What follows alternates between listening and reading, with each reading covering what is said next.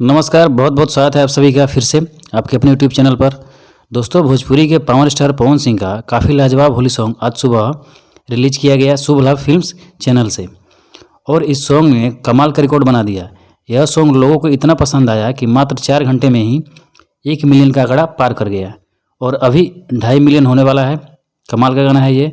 और अब पवन सिंह का दूसरा होली सॉन्ग भी बनकर हो गया है तैयार।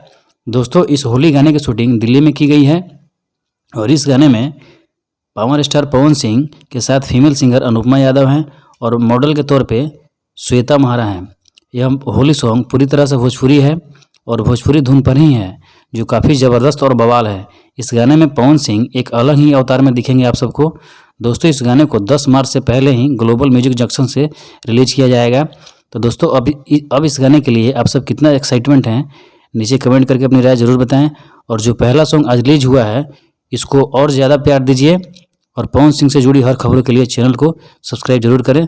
तब तक के लिए आप सभी का बहुत बहुत धन्यवाद।